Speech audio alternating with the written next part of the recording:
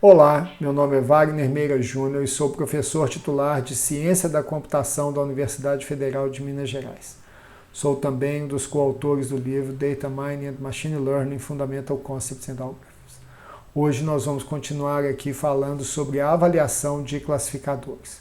No vídeo anterior nós vimos várias medidas de desempenho e também vimos as possibilidades em termos de avaliação que a classificação binária nos traz. Hoje nós vamos falar aqui de uma primeira estratégia de análise que é muito popular e que se aplica apenas a classificadores binários. E ela é importante por nos ajudar a entender a qualidade da classificação não apenas como números sintéticos, mas considerando todo o universo de resultados providos pelo classificador na base de teste. Vamos lá. A análise ROC, que vem de Receiver Operating Characteristic, é uma análise antiga, ela remonta a certas análises que são feitas lá na década de 40, 50, é uma estratégia popular para avaliação de classificadores binários. Essa análise requer que o classificador ele gere um score, um valor para a classe positiva para cada ponto do conjunto de teste. Isso é um requisito importante. Por quê? Porque o que nós vamos avaliar é exatamente a capacidade discriminativa do classificador considerando esse score. Esses scores podem então ser utilizados para ordenar os pontos em ordem decrescente. Ou seja, nós assumimos que o score do classificador, de alguma maneira, ele nos dá uma medida da certeza que o classificador tem em assinalar aquele ponto para a classe positiva. Tipicamente, um classificador binário escolhe algum score positivo ρ e classifica todos os pontos com o score acima de ρ como positivo e os pontos remanescentes como negativos. A escolha desse limiar ρ, ela também é desafiadora. E a análise ROC, como nós vamos ver, nos ajuda a identificar esse ponto de limiar a ser adotado. Na prática, a análise ROC, ela nos apresenta a performance do classificador sobre todos os possíveis valores do parâmetro de limiar ρ. Em particular, para cada valor de ρ, ela apresenta a taxa de falso positivo, 1 menos a especificidade no eixo x, versus a taxa de verdadeiros positivos, sensitividade, no eixo y. O gráfico resultante é chamado curva ROC ou gráfico ROC para o classificador. Vamos lá. Seja S de xi o score real para a classe positiva gerado pelo classificador M para o ponto xi. Seja os valores máximo e mínimo, os limiares máximos e mínimos observados no teste de dados sendo os seguintes. O ρ mínimo ele é o menor score e o ρ máximo é o maior score. Inicialmente nós classificamos todos os pontos como negativos. Tanto o verdadeiro positivo quanto o falso positivo são inicialmente zeros, como dado por essa matriz de confusão. Ou seja, nós temos aqui, nenhum foi classificado como positivo, então nós temos o falso negativo e o verdadeiro negativo. Isso resulta nessas taxas de verdadeiros positivos e falsos positivos zeradas, que é o ponto 00 do gráfico da curva ROC.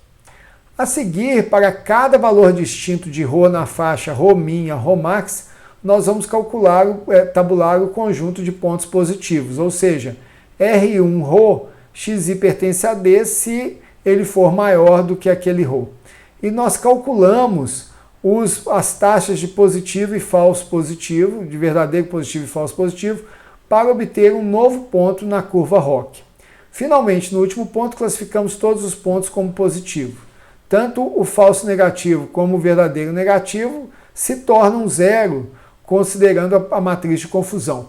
Ou seja, a curva ROC ela vai gerando as várias possíveis matrizes de confusão e em algum momento nós vamos chegar à conclusão qual é o melhor balanço dessa matriz de confusão, olhando os valores das taxas de verdadeiro positivo e de falso positivo.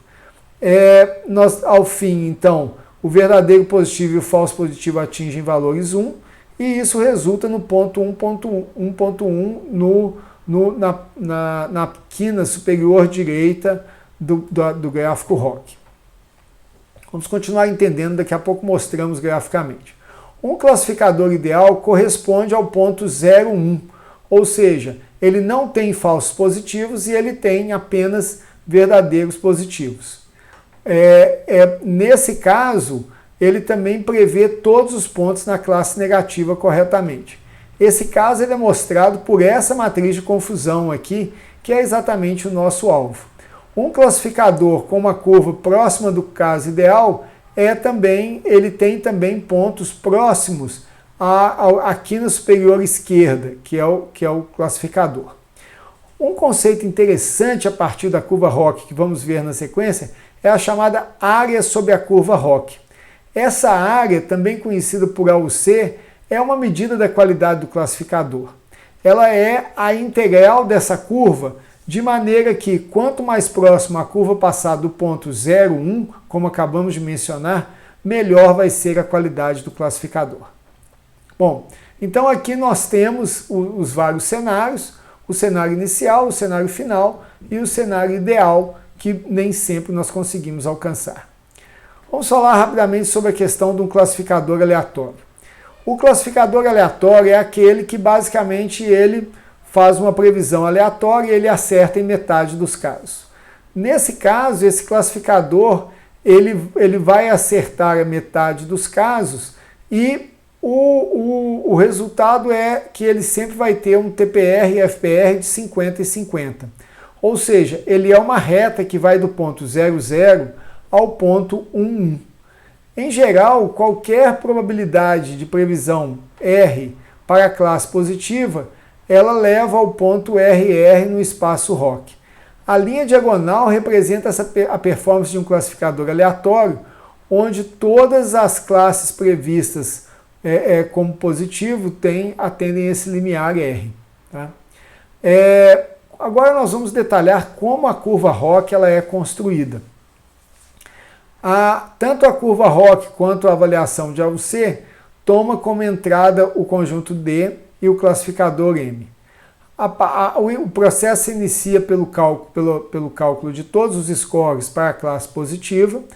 Eles são então ordenados e inicialmente nós assinalamos um limiar positivo de infinito. Nós então examinamos cada par S, X e Y de forma ordenada e para cada valor distinto do score nós atualizamos esse ρ igual a SXI e plotamos o ponto considerando o número de falsos positivos e verdadeiros positivos. Uma vez que cada ponto de teste é examinado, os valores positivos e negativos verdadeiros são ajustados baseados na classe verdadeira para o teste para o ponto de teste. Se Y1 é igual a C1, nós incrementamos os positivos. Caso contrário, nós incrementamos os falsos positivos. A área sobre a curva é calculada para cada novo ponto adicionada ao gráfico ROC. O algoritmo mantém os valores prévios de verdadeiros e falsos positivos e o valor prévio do score RU. Dado os valores de FP e TP, nós calculamos a área sobre a curva definida por 4 pontos, que, na verdade, eles se formam um trapézio. E sempre que o x2 for maior do que x1 e y2 for maior do que y1, eles obtêm esse valor, ou então eles definem um retângulo, que pode ser degenerado com a área zero, mas porque talvez não tenha havido uma mudança em termos dos valores. A área sobre o trapézio é dado como B vezes H, onde B é a diferença entre os dois pontos na base do trapézio, e H é metade da altura, considerando os dois valores de Y aqui, que é a média da altura do trapézio. Bom, agora nós podemos ver essas várias considerações como o algoritmo, né, onde nós temos aqui o tamanho da classe positiva, o tamanho da classe negativa, geramos o score que é ordenado de forma decrescente, inicializamos as várias variáveis de controle, incluindo o ρ aqui para infinito, e para cada valor tomado dentro da ordem, nós verificamos se o ρ é maior do que aquele valor. Se o ρ for maior, então nós temos que promover uma atualização. nós apresentamos o ponto com os valores de falso positivo e verdadeiro positivo, acrescentamos a área do trapézio A ao C, atualizamos o valor de ρ e os valores de FP_prev e TP_prev que são utilizados aqui para a construção do trapézio. Se a classe é positiva, então nós aumentamos o número de verdadeiros positivos, assumindo que o nosso classificador classificou corretamente para aquele valor de ρ. Se não, nós aumentamos o número de falsos positivos. Esse processo continua até que nós concluímos aqui a introdução dos falsos positivos e verdadeiros positivos e somamos o último ponto aqui que compõe a área do trapézio. A área do trapézio, como já foi mencionado, ela nada mais é que a base do trapézio e a altura, que é a média das duas alturas, e aí nós calculamos essa base, essa área do trapézio. Bom, vamos ver como a análise ROC funciona num caso real. Então nós temos aqui o classificador Naive Bayes, que vai calcular a probabilidade de cada ponto de teste pertencer à classe positiva, que nesse caso é a classe C1 Iris versicolor. O score do classificador para o ponto de teste XI, ele é a probabilidade de C1 dado XI, e os scores ordenados de forma decrescente, assim como os seus labels, são apresentados. Então, a lógica é a seguinte: nós rodamos aqui para todos esses e verificamos que, por exemplo, para 0.93 a classe é C2, para 0.82 a classe é C1, para 0.80 é C2, 0.77 C1, e assim sucessivamente, até que o último ponto aqui, ele tem um score de 7.83 vezes 10 elevado a menos 10, e ele é da classe C2. Notem que sempre que nós temos uma previsão de classe C2 aqui, isso indica algum problema de desempenho do classificador, enquanto que a ocorrência de classes C1 nos scores mais altos, ela é desejada porque é exatamente a pergunta que nós fazemos sobre o classificador. Ele consegue identificar a classe positiva?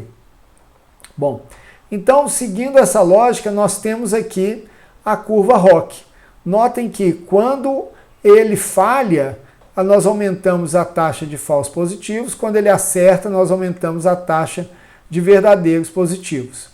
A área sobre a curva é 0.775, aqui nós temos o classificador aleatório, e o ponto mais próximo desse extremo 0,1 é exatamente o limiar ρ, que nos dá o menor número de erros nesse caso aqui. Bom, sobre o trapézio, então nós temos aqui alguns scores, que são 0.9, 0.8, e nós mostramos aqui como que você pode construir o trapézio nesse caso, de maneira a calcular a área sobre a curva. Então nós temos aqui os falsos positivos e os verdadeiros positivos. O que acontece em cada um dos casos, finalmente nós temos 2 falsos positivos e 3 verdadeiros positivos, e a área sobre a curva de 0.83, representada aqui nesse gráfico, que é construído utilizando o mesmo algoritmo que mencionamos anteriormente. Bom, com isso nós concluímos aqui a discussão sobre a análise ROC e lembramos mais uma vez que ela só se aplica a classificadores binários.